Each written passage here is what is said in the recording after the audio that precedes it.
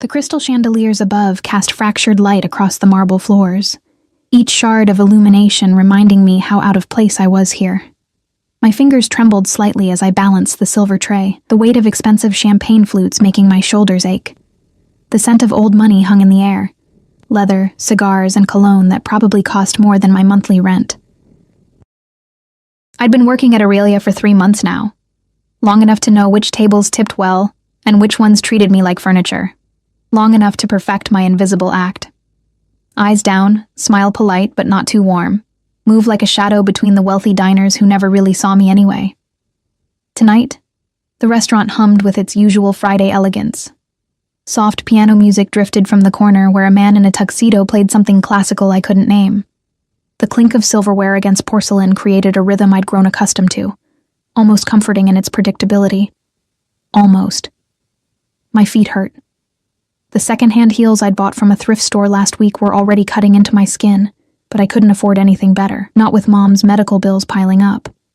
Not with the electricity company threatening to cut our power again. I swallowed the familiar burn of exhaustion and moved toward table 7 with their second round of drinks. That's when the temperature in the room seemed to shift. I felt it before I saw anything. A change in the air, like the moment before a thunderstorm breaks. Conversations didn't stop exactly, but they softened. The maitre d', Antonio, straightened his already perfect posture. Even the piano player's fingers seemed to hesitate on the keys for just a fraction of a second. The front entrance doors opened with a whisper of expensive hydraulics. I shouldn't have looked. I should have kept my eyes on my tray, on my destination, on anything else. But my gaze betrayed me, drawn by some magnetic pull I didn't understand. He moved through the restaurant like darkness given form, tall. That was my first coherent thought. Probably 6'3", with shoulders that filled out his black suit in a way that suggested the fabric had been custom-made to worship his frame. His hair was dark, styled with careless precision, the kind of look that took either no effort or enormous amounts of money to achieve. I suspected the latter, but it was his presence that truly arrested me. Authority rolled off him in waves, an invisible force that made grown men step aside and women's breath catch. 2 men flanked him, clearly security, though they wore suits expensive enough to pass for businessmen. One spoke quietly into his wrist, eyes constantly scanning the room. Antonio rushed forward, practically bowing. "Mr. Dante, your table is ready. We've prepared the private alcove as requested." Dante. The name whispered through the restaurant like wind through dead leaves. I saw recognition flicker across faces, watched as some diners suddenly found their plates fascinating. A woman at table 9 clutched her husband's hand, her knuckles white. I knew that name. Everyone in the city knew that name, even if only in whispers, in warnings, in stories told behind closed doors. Dante Salvatore. They said he controlled everything from the docks to the downtown high-rises. They said politicians answered his calls at 3 a.m. They said crossing him was the last mistake anyone made. Looking at him now, I believed every word. My heart hammered against my ribs as he moved deeper into the restaurant. His profile was sharp enough to cut. Defined jawline, straight nose, lips that looked cruel even in repose. But it was his eyes that caught me when he turned slightly, surveying the room with the casual assessment of a predator. Gray. Storm cloud gray, cold and calculating. Those eyes swept past me, and I felt the temperature drop 10 degrees where his gaze touched. I should have looked away. Should have remembered my place, my invisibility, my carefully constructed anonymity. But something kept me frozen, watching as he settled into the corner alcove that offered a view of the entire restaurant while keeping his back protected by the wall. Smart. Dangerous. Deliberate. Girl. The harsh whisper came from Marcel, the head waiter, materializing at my elbow. His cologne was too strong, as always, mixing badly with the kitchen smells that clung to his uniform. Stop staring. Deliver those drinks and get back to the bar. Don't look at him again. The fear in Marcel's voice snapped me back to reality. I nodded, forcing my feet to move, to carry me and my tray toward table 7 where a group of lawyers were celebrating something I didn't care about. But even as I smiled and placed their drinks just so, even as I recited the evening's specials in the practiced tone I'd perfected, I felt those gray eyes on me. A brand between my shoulder blades, burning through my cheap uniform. I told myself I was imagining it. Men like Dante Salvatore didn't notice girls like me. We existed in different worlds, separated by wealth and power and 1,000 invisible walls. I was wrong. The next hour passed in a blur of orders and false smiles. My section was on the opposite side of the restaurant from the private alcove, for which I was grateful. I caught glimpses of Dante between my trips to the kitchen, always still, always watching, his security standing like statues nearby. Men approached his table periodically, bending to speak in his ear, receiving brief nods or single-word responses. He barely touched his food. A plate of something that probably cost more than my weekly salary sat largely ignored while he sipped whiskey that caught the light like amber poison. "Table 12 needs their check," Marcel hissed as I passed him near the bar. "And Mr. Dante has requested..." He paused, his face going pale. "He's requested you bring his coffee." The tray I'd been holding nearly slipped from my fingers. "What? No. Send Claire or..." "He asked for you specifically." Marcel's hand gripped my elbow, fingers digging in hard enough to leave marks. By description, the girl with the dark hair and the nervous hands. "Don't make this difficult. Don't make him wait." My stomach dropped like a stone into dark water. I wanted to refuse, wanted to run to the kitchen, strip off this uniform, and disappear into the night. But I needed this job. Needed the money that kept the lights on, and bought Mom's prescriptions, and prevented us from ending up on the street, so I nodded, hating the way my hands shook as I prepared the espresso exactly how Antonio had instructed in his panicked whisper. No sugar, no cream. The specific blend Dante apparently preferred. The walk across the restaurant felt like walking to my execution. Each step echoed too loud in my ears, despite the carpet that should have muffled everything. The conversations around me faded to white noise. All I could see was that alcove drawing closer, and the man who waited there like a king on a throne. His security stepped aside as I approached, creating a gap just wide enough for me to pass through. Up close, Dante was even more devastating. His suit probably cost more than a car. Midnight black with subtle pinstripes. A white shirt that made his olive skin look like carved bronze. A tie the color of fresh blood. But it was the ring that stopped my heart. On his right hand, fourth finger, a silver ring caught the light. Intricate scrollwork wound around a center stone. Not a diamond, but something darker. Onyx, maybe, or black sapphire. The pattern was unique, almost Celtic in its complexity. Each curve deliberate and meaningful. I knew that ring. The espresso cup rattled against its saucer as I set it down on his table, the sound abnormally loud in the bubble of silence that surrounded us. My mouth went dry. My lungs forgot how to work properly. "Sir." My voice came out barely above a whisper. I should have stopped there. Should have offered the standard, "Enjoy your evening," and retreated to safety. Instead, words I didn't plan tumbled out. "My mother wore a ring exactly like yours." The world stopped. Dante's hand, which had been reaching for the espresso, froze mid-motion. Those storm-gray eyes lifted to my face with an intensity that made me want to step back, to run, to hide. But I couldn't move. Couldn't breathe, couldn't do anything but stand there like a deer caught in headlights. "What did you say?" His voice was velvet wrapped around steel.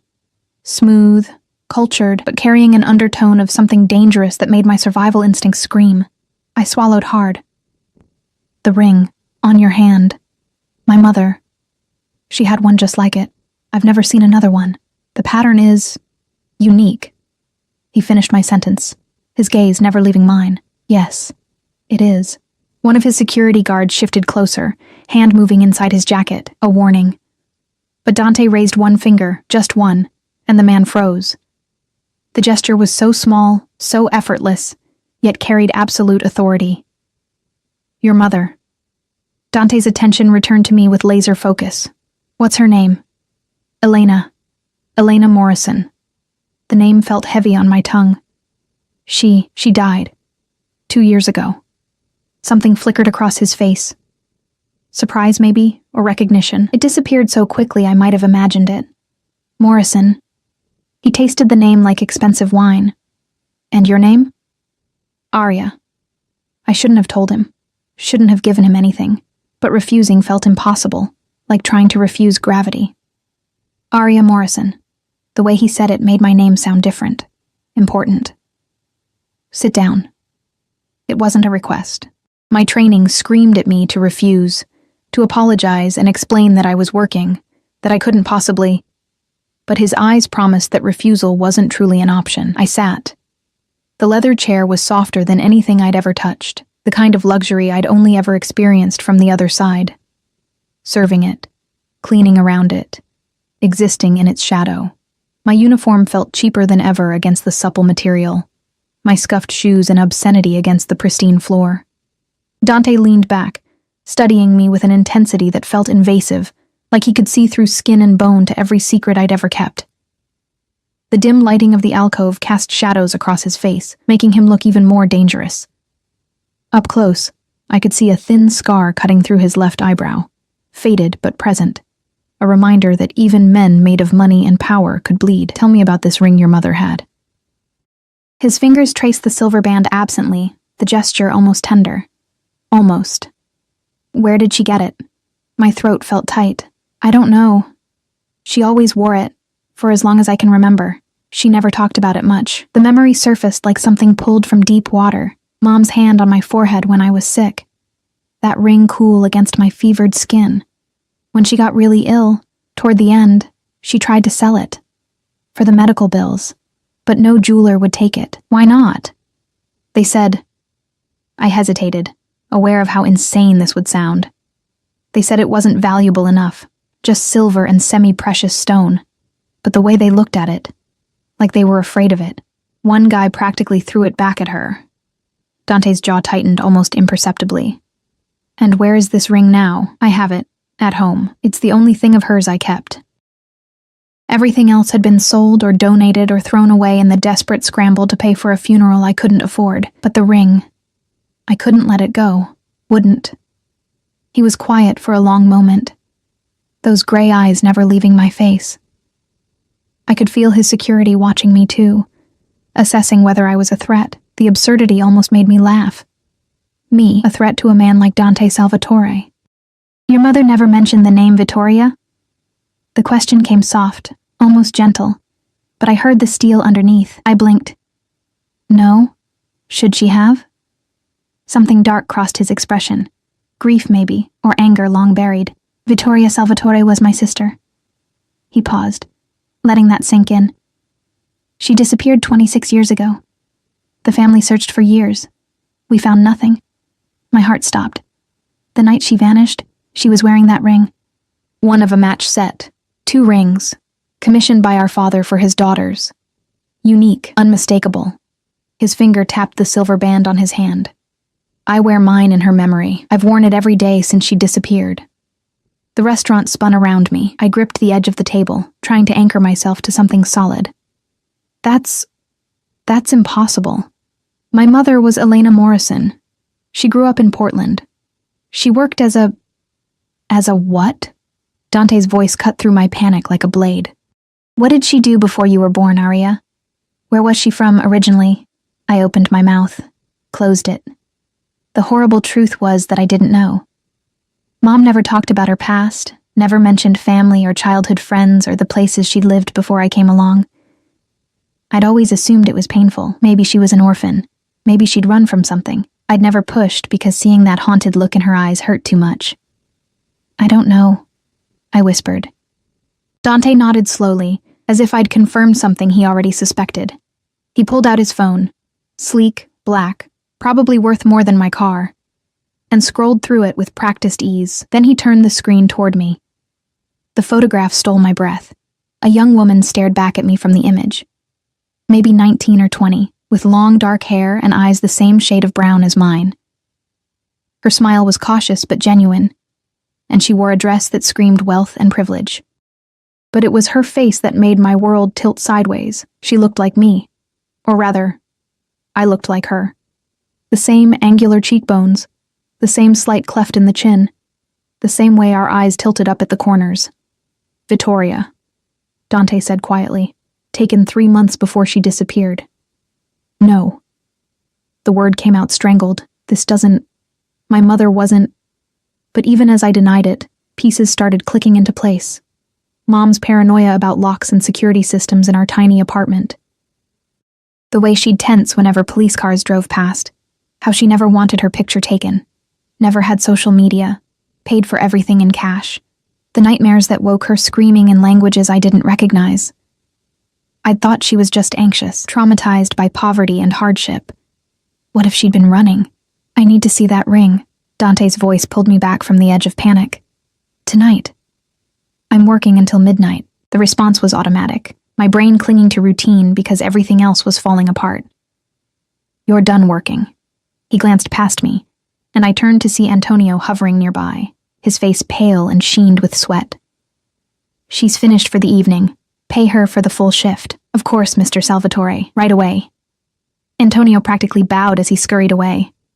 I should have protested, should have demanded to know by what right he could just upend my life with a few words. But the truth was, men like Dante didn't need rights.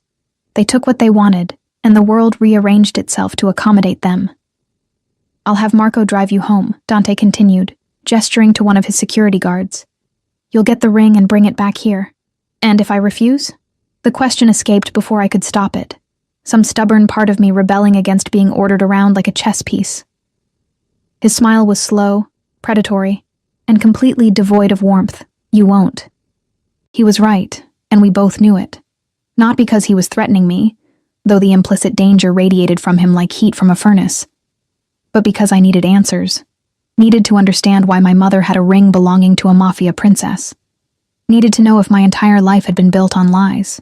20 minutes later, I sat in the back of a black Mercedes that probably cost more than my apartment building. Marco drove in silence, his eyes constantly checking the mirrors, his jaw set in a hard line. The leather seats were butter soft.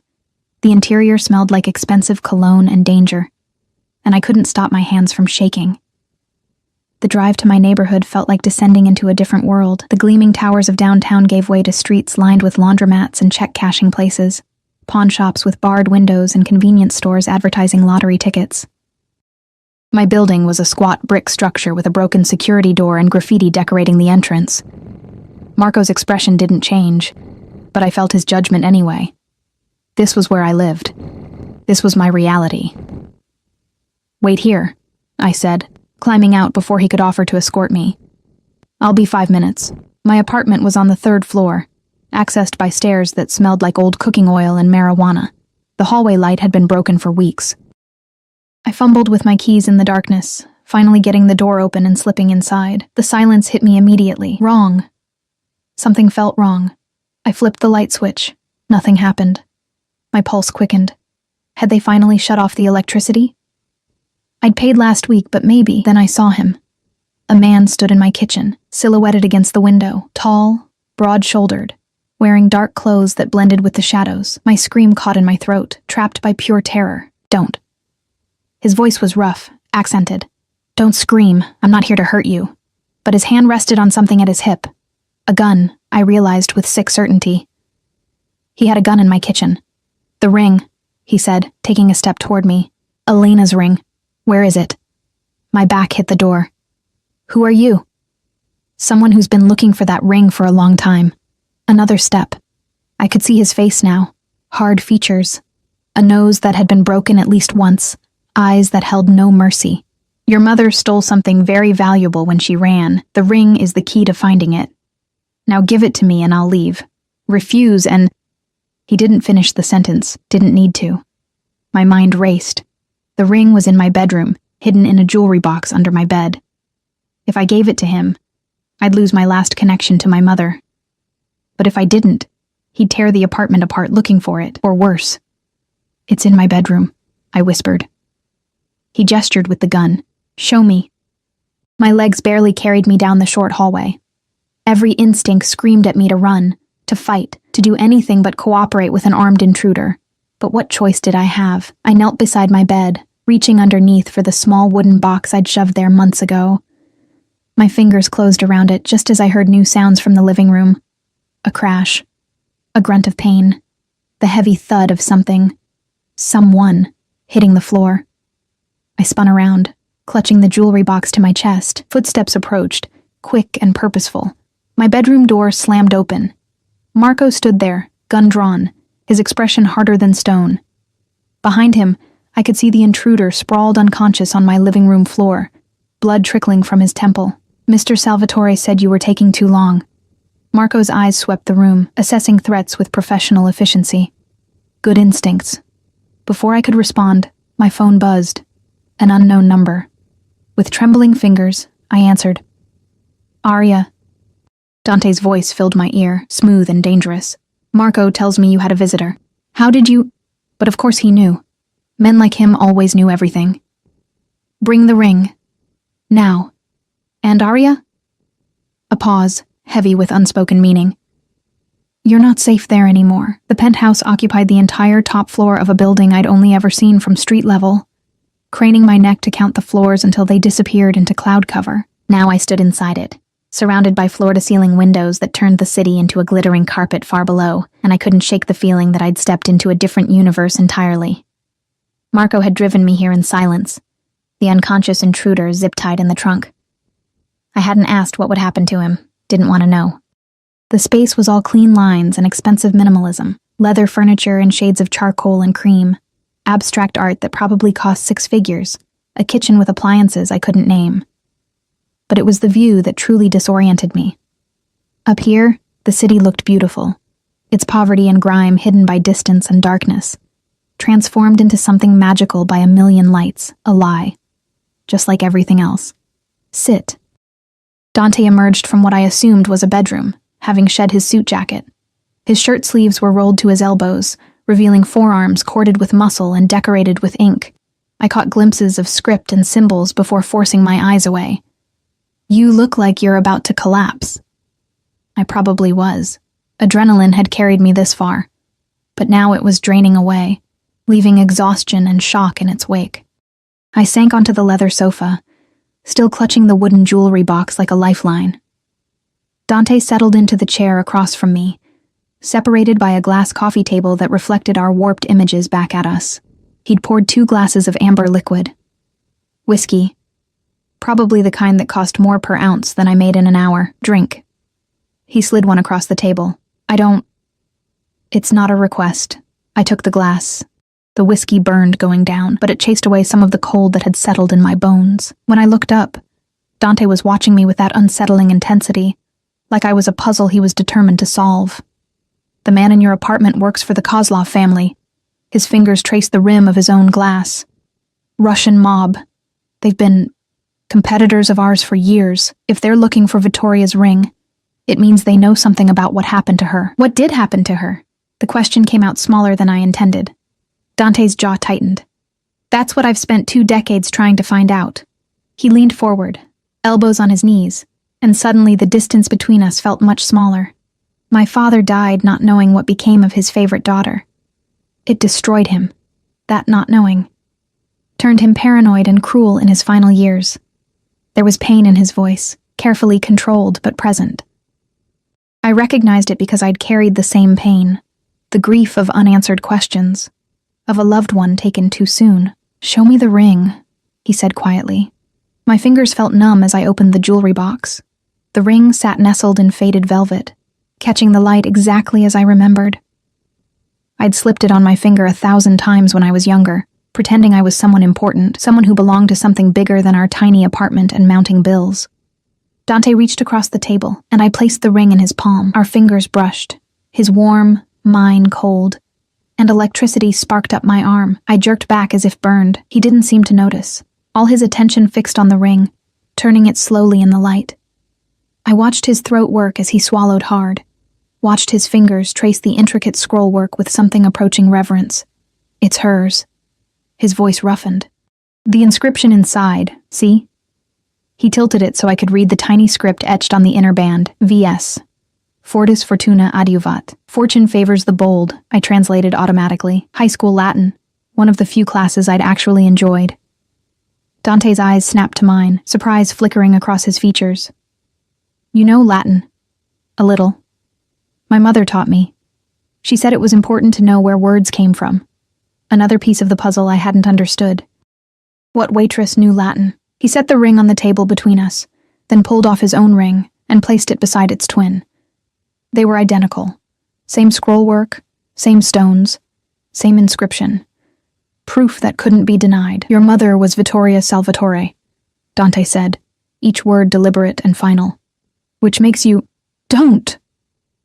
I stood abruptly, needing distance, needing air. Don't say it. My mother was Elena Morrison. She worked double shifts at a diner.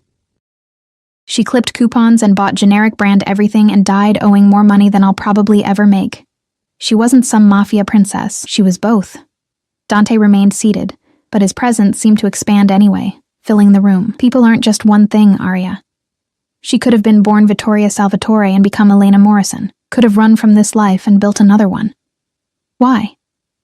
The question exploded out of me. Why would she run from all this? I gestured at the penthouse, at the wealth and luxury surrounding us. To live in poverty? To struggle every single day? That doesn't make sense, doesn't it? He stood now, moving toward me with predatory grace. Look at what we are, Arya. Look at what this life costs. Your mother understood that price. Maybe she decided it was too high. I backed away until the window stopped me, cold glass pressing against my shoulder blades. Dante kept coming until he stood close enough that I could smell his cologne, cedar and smoke, expensive and intoxicating. The Kozlovs won't stop looking for you, he said quietly. Not now that they know you exist, not now that they know you have the ring. Why? It's just jewelry. It's a key. His hand came up, bracing against the window beside my head, not touching me but caging me in. My father had a safe. No one could open it after he died. It required both rings, worn by his daughters, their DNA verified by sensors he'd had installed. Inside that safe are documents, accounts, information that could destroy or elevate whoever possesses it. The Kozlovs want it. My rivals want it. Hell, probably half the families in this city want it. My heart hammered against my ribs. And you? I want to protect what's mine. Those gray eyes burned into me. That safe contains my father's legacy. His secrets. His sins. I've spent years trying to access it, but I couldn't without Vittoria's ring, without her bloodline. The implication hit me like a physical blow. You mean me? You're Vittoria's daughter. Her blood runs through your veins. His free hand came up, and I flinched. But he only brushed a strand of hair from my face with surprising gentleness. Your family, Arya. You're a Salvatore, whether you want to be or not. I don't want to be. The words came out strangled. I want my normal life back, my apartment and my job and... Your apartment was compromised. The Kozlovs know where you live. Your job puts you in public view, makes you an easy target. His thumb traced my cheekbone, the touch feather-light but burning. That life is over. You can't go back. You don't own me. I tried to inject strength into my voice, but it came out shaky. You can't just decide how I live. The smile that curved his lips was dark and knowing. Can I? Before I could respond, his phone buzzed. He stepped back, and I could breathe again. The loss of his proximity should have been a relief. Instead, I felt strangely bereft. He answered with a curt, "Talk." Listened for a moment, his expression hardening. When? How many? Handle it. I'll be there in 20 minutes. The call ended. When his eyes found mine again, they held a new intensity, and something that might have been concern. There's been an incident at one of my warehouses. I have to go. He moved toward the bedroom, returning moments later with his jacket and a gun he tucked into a shoulder holster with practiced ease. You'll stay here. Marco will be outside the door. Don't leave. Don't answer the door for anyone. Don't make any calls. You can't just lock me up here like I'm protecting you. He crossed the space between us in 2 strides, gripping my chin and forcing me to meet his gaze. That's exactly what I'm doing, Arya. Those men who came to your apartment tonight, they would have tortured you for information, then killed you when you couldn't give them what they wanted. The Kozlovs don't take prisoners. They don't show mercy. His thumb pressed against my lower lip, and my breath caught. You're under my protection now, he continued, his voice dropping to something almost intimate. That means you follow my rules. That means you stay where I put you. That means you accept that your safety is my priority, even if you hate me for it. I don't even know you, but my voice came out breathy, betraying me. You will. It sounded like a promise and a threat. Stay here, Arya. I'll be back before morning. Then he was gone, the door closing behind him with a decisive click. I heard the lock engage, then Marco's voice in the hallway confirming the penthouse was secure. I stood alone in this palace in the sky, surrounded by wealth I'd never imagined, carrying the weight of a heritage I'd never wanted. The jewelry box still sat on the coffee table, both rings gleaming in the low light. I picked up my mother's ring, Victoria's ring, and slipped it on my finger. It fit perfectly, as if it had been made for me. I walked to the windows and pressed my forehead against the glass, looking down at the city below. Somewhere down there was my apartment, my old life. The person I'd been just hours ago. She felt like a stranger now. My reflection stared back at me, ghostly against the night. But in the glass, I didn't see Elena Morrison's struggling daughter anymore. I saw Vittoria Salvatore's legacy, whether I wanted it or not. And the terrifying truth was, standing here in Dante's world, wearing a ring that marked me as his blood, feeling the phantom heat of his touch still burning on my skin, part of me wasn't sure I wanted to go back at all. I didn't sleep. How could I? In a bed that felt like sleeping on a cloud, in a room bigger than my entire apartment, wearing clothes that weren't mine, a t-shirt Dante had left out that fell to my knees and smelled like his cologne. Every time I closed my eyes, I saw that intruder's gun, heard Dante's voice telling me my old life was over, felt the weight of a heritage I'd never asked for settling onto my shoulders like chains. Dawn broke over the city in shades of gold and pink, beautiful and indifferent to my crisis. I stood at the window, watching the world wake up, and wondered if my mother had stood in rooms like this once, looking out at a similar view, planning her escape. The sound of the front door opening made me spin around, heart leaping into my throat, but it was only Dante, looking somehow both exhausted and alert, his tie loosened and dark circles under his eyes. Blood spotted his white shirt, not much, but enough to make my stomach clench. "You're hurt." The words escaped before I could stop them. His gaze found me across the open space, and something flickered in those gray eyes, not my blood.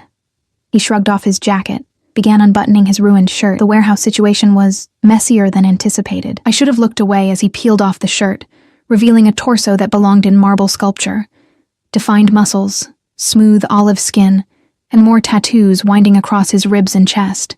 Words in Italian, dates I couldn't read from this distance, and a detailed depiction of a saint that covered his entire left side. But I couldn't look away. My mouth went dry. "You didn't sleep." It wasn't a question. Dante moved toward me with that predatory grace, now shirtless, and somehow even more dangerous for it. "I can see it in your eyes. Hard to sleep when your entire reality has been dismantled." I tried to keep my voice steady, tried not to notice how the rising sun painted his skin gold. "When you've been told you're someone you're not, you are who you've always been." He stopped close enough that I could see faint scars scattered across his torso. Evidence of a violent life. "You're just learning there's more to the story." "What happened at the warehouse?" His jaw tightened. "The Kozlovs sent a message. 6 men, armed, tried to burn it down. They failed." The way he said it made clear they'd paid dearly for that failure, but it confirms what I suspected. They're escalating. They know about you, and they're getting desperate. Because of a safe? Because of whatever's inside it? Because of power. Dante moved past me to the window, staring out at his kingdom. My father controlled this city for 40 years. When he died, that control fractured. I've spent the last decade consolidating it, rebuilding what was lost, but there are families who want to take it from me. The Kozlovs, the Marchettis, even some within my own organization who think I'm too young, too different from the old ways. He turned back to me, and the vulnerability in his expression startled me. Just a flash, quickly hidden, but real. That safe contains proof of alliances, of debts owed, of secrets that could cement my position or destroy it entirely. Whoever controls that information controls everything. His hand came up, cupping my face with surprising gentleness. "And you, Arya, are the only person alive who can help me open it." I should have stepped back, should have demanded he stop touching me. But his palm was warm against my cheek, his thumb tracing patterns that made my skin tingle, and my traitorous body leaned into the contact. "What if I refuse?" I whispered. "You won't."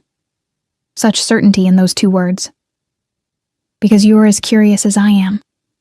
Because you want to know what your mother was running from. Because despite everything, you feel it too. This pull between us." My breath caught. "There's no pull. You're just what?" He stepped closer, his free hand finding my waist, spanning it easily. "Just a monster? A criminal? A man you should run from?" "Yes." But I didn't run, didn't pull away. stood frozen as he bent his head, his lips hovering inches from mine. Then why are you still here? His breath ghosted across my mouth. Why haven't you screamed for Marco to let you out? Why are you wearing my shirt and looking at me like... The buzzer from the private elevator shattered the moment. Dante's entire demeanor shifted in an instant, the vulnerability vanishing, replaced by cold authority. He stepped back, and I could breathe again. That'll be Sophia. He moved toward the bedroom, grabbing a fresh shirt. My cousin. She'll take you shopping, get you clothes and anything else you need. I have clothes at my apartment. Your apartment is being watched by at least 3 different organizations. He emerged, buttoning a charcoal shirt that probably cost more than my monthly salary. You're not going back there, ever. The finality in his tone sparked anger in my chest. You can't just decide that. I already have. He checked his gun, holstered it, and moved toward the elevator. Sophia will explain the rules. Follow them, Arya. I won't be lenient if you put yourself in danger. The elevator doors opened, revealing a woman who looked like she'd stepped out of a fashion magazine. Tall, elegant, with honey blonde hair and a sleek ponytail, and designer clothes that screamed wealth. She swept into the penthouse like she owned it, her sharp brown eyes immediately finding me. So this is the mystery cousin everyone's talking about. Her smile was calculating. Vittoria's daughter. You have her eyes. Sophia, play nice. Dante kissed her cheek in greeting, a gesture so casual it spoke of deep familiarity. She's had a difficult night. Haven't we all, darling? Sophia circled me like a predator assessing prey. Though I must say, Dante's t-shirt is not your look. We'll fix that. I'll be at the office. Dante headed for the elevator, then paused, looking back at me. Stay with Sophia. Don't go anywhere alone. Don't trust anyone who isn't family. I don't even know who family is anymore. The words came out more bitter than I intended. Something softened in his expression. You will. Then he was gone, and I was alone with Sophia, who was already scrolling through her phone with perfectly manicured nails. Right then, she said briskly. Let's get you looking less like a stray Dante picked up and more like a Salvatore. We have a reputation to maintain. The next several hours passed in a blur of boutiques I'd never even noticed existed, tucked away in buildings that required buzzing in, where staff greeted Sophia by name, and champagne appeared without asking. I stood like a mannequin while women measured and pinned and suggested, while Sophia approved or dismissed with a flick of her wrist. Dresses, jeans, shoes, lingerie, all in sizes that fit perfectly, all costing amounts that made my head spin. I tried to protest, but Sophia waved me off. Dante's orders. Besides, you can't walk around looking like... She gestured vaguely at my thrift store existence. That. You're a Salvatore now. People will be watching. I'm not a Salvatore, I said for what felt like the 100th time. I'm just me, Arya Morrison. Sophia's laugh was sharp. Darling, the moment you showed Dante that ring, you stopped being just anything. You're leverage now. You're valuable. You're dangerous. She studied me over her champagne glass. The question is whether you're smart enough to survive it. And if I'm not? Her smile didn't reach her eyes. Then you'll end up like Vittoria, disappeared, forgotten. A footnote in family history, the word sent ice through my veins. You think someone in the family killed her? I think everyone has secrets, sweetness. And the Salvatore family has more than most. Sophia stood, smoothing her skirt. Come on. One more stop. Then we'll get you back to your gilded cage. The last stop was a salon where women with faces pulled tight by too much Botox wielded scissors like weapons. They transformed my hair, trimming, shaping, adding subtle highlights that somehow made me look expensive. When they spun me toward the mirror, I barely recognized myself. The girl staring back looked polished, sophisticated, like she belonged in Dante's world. I hated how much I liked it. Much better, Sophia approved. Now you look like you could actually be Vittoria's daughter instead of some charity case. Back at the penthouse, Marco helped carry up dozens of shopping bags, while Sophia directed him like a general commanding troops. The sun was setting again, an entire day lost to this strange new existence. Dante wants you ready by 8, Sophia said, checking her phone. He's taking you somewhere. My stomach tightened. Where? He didn't say. But wear the black dress, the one with the back detail, and the Louboutins.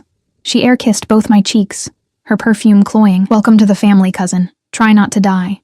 Then she was gone, and I was alone again with my reflection, with these expensive clothes that felt like a costume, with the growing certainty that I was being pulled into something I didn't understand and couldn't escape.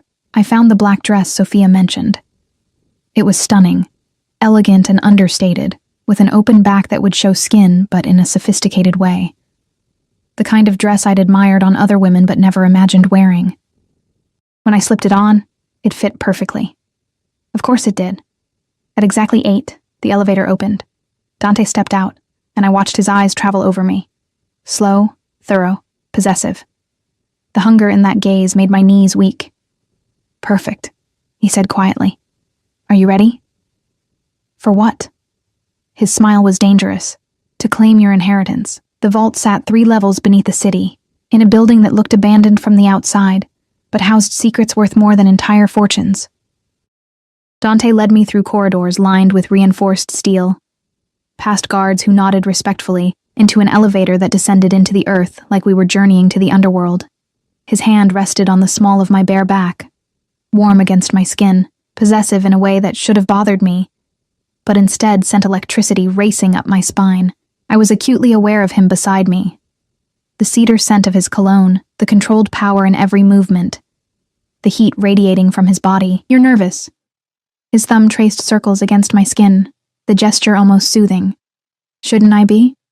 The elevator seemed too small suddenly, the air too thin. "I'm about to open a safe that half the criminal underworld wants access to, with a man I barely know, wearing a dress that costs more than I used to make in a month. You know me." His voice dropped to something intimate. "Dangerous. You've known me since the moment you saw that ring, Arya. You just didn't realize it yet." The elevator stopped. The doors opened onto a corridor lined with marble, at the end of which stood a massive vault door that looked like it belonged in a bank. 2 more guards flanked it, armed and alert. Dante guided me forward, his hand never leaving my back.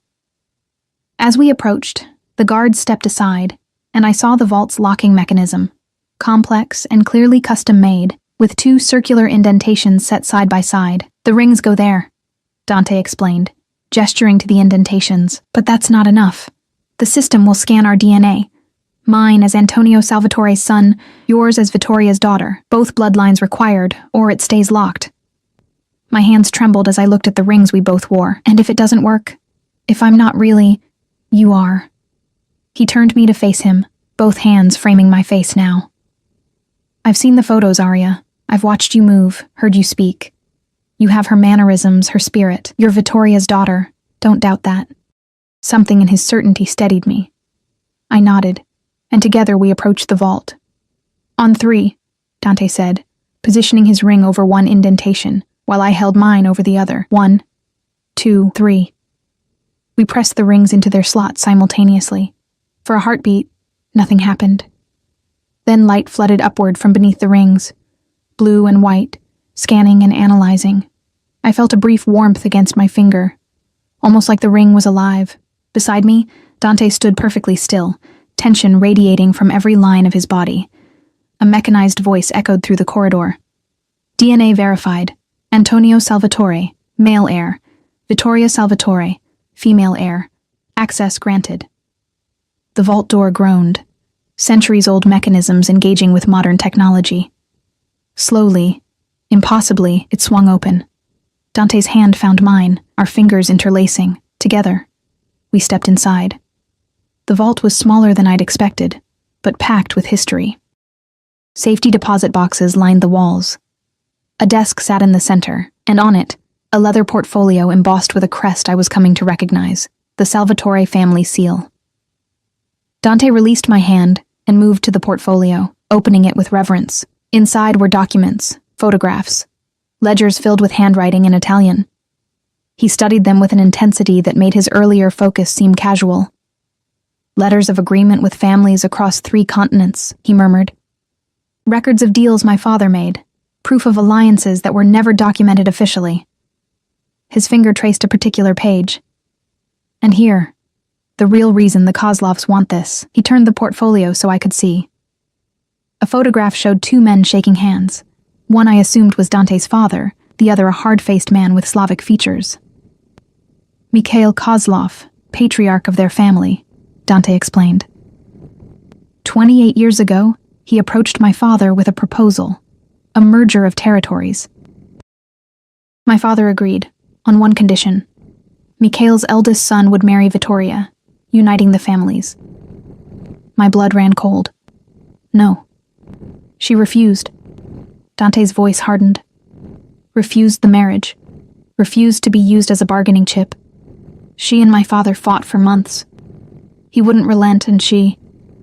He paused, pain flickering across his features. She disappeared the night before the wedding was supposed to take place. The pieces fell into place with sickening clarity. She ran. She got as far away as she could, changed her name, built a new life, and Mikhail saw it as the ultimate insult. Dante closed the portfolio. He blamed my father for not controlling his daughter.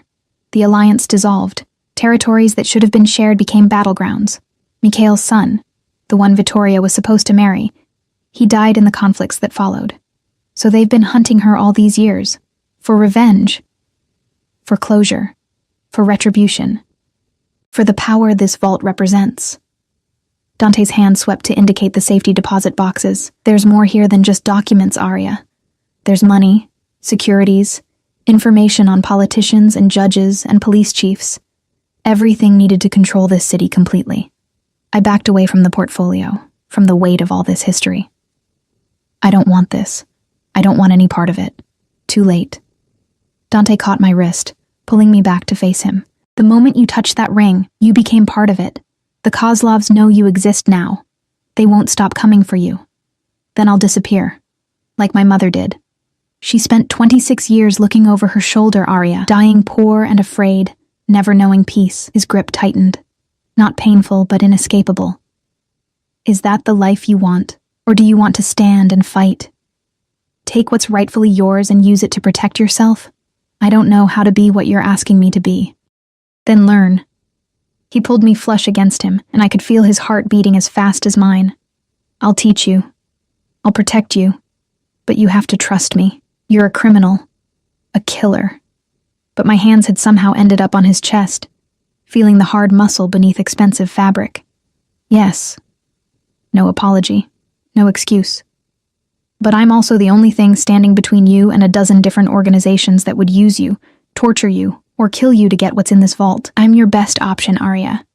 Your only option. He wasn't wrong, and we both knew it.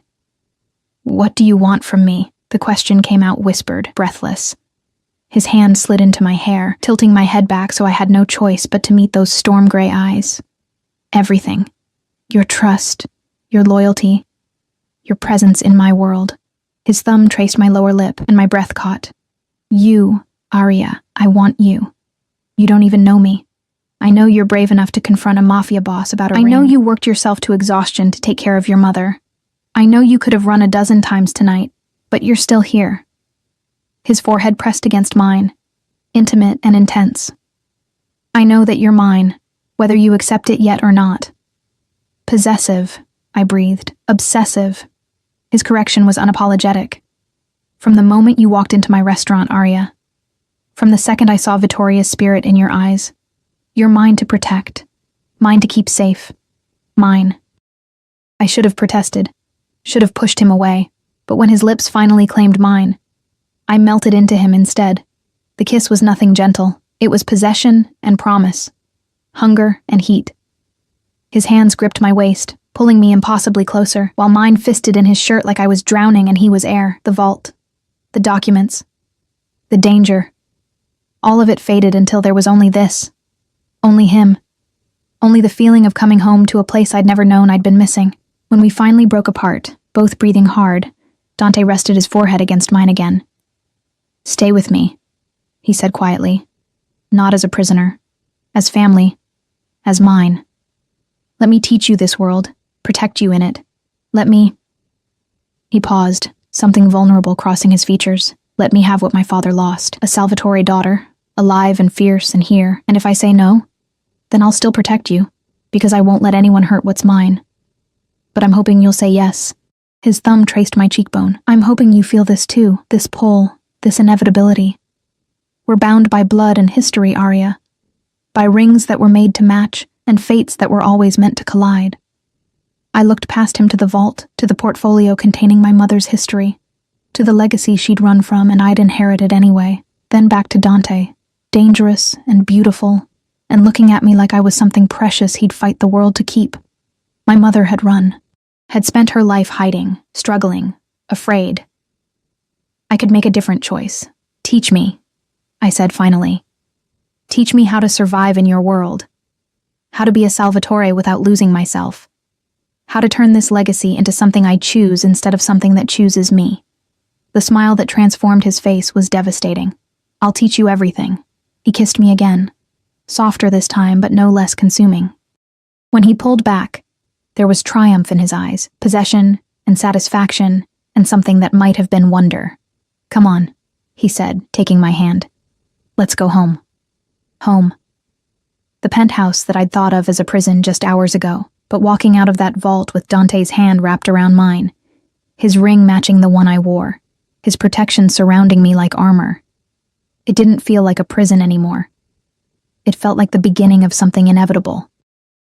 3 months later, I stood at the window of the penthouse, our penthouse now, watching the city lights flicker to life as evening descended. My reflection showed a woman I was still getting used to. Polished, confident, wearing designer clothes like they'd always been mine. Dante's arms wrapped around me from behind, his chin resting on my shoulder. Thinking about her? Always. My mother's ring, Vittoria's ring, caught the light on my finger. Do you think she'd be proud? Or horrified? Both, probably. His lips brushed my temple. She ran from this life to protect you. But you're choosing it, reshaping it, making it something different, something better.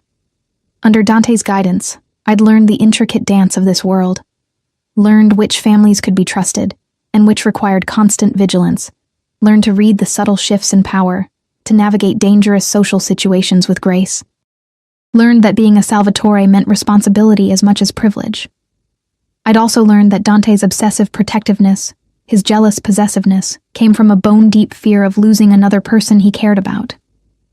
His sister's disappearance had scarred him in ways I was only beginning to understand. So I let him have his security details, his rules about where I could go and who I could see, because I understood now they weren't chains. They were love, twisted and fierce and sometimes suffocating, but real. The Kozlovs sent another proposal, Dante said against my ear. They want peace. They want to negotiate.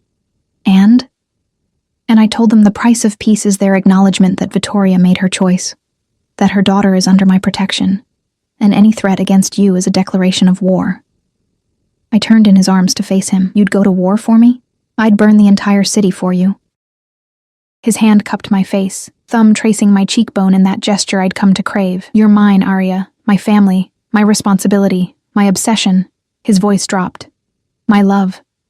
The word hung between us, finally spoken after months of showing it in 1,000 ways, in protective touches and jealous glares, in patient teaching and fierce defense, in kisses that promised forever.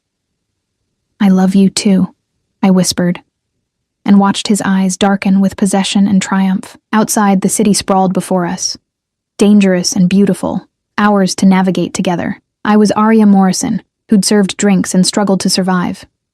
I was Vittoria Salvatore's daughter, heir to a legacy I was rewriting. I was Dante's, his partner, his equal, his to protect and possess and love with terrifying intensity. I was all of it, and I'd chosen this, chosen him, chosen to stand instead of run, to claim instead of hide. My mother had given me life by running. I would honor her by living, fiercely, fearlessly, and on my own terms. Dante's lips found mine again, and in that kiss was every promise we'd made, and every danger we'd face. Together. Always together.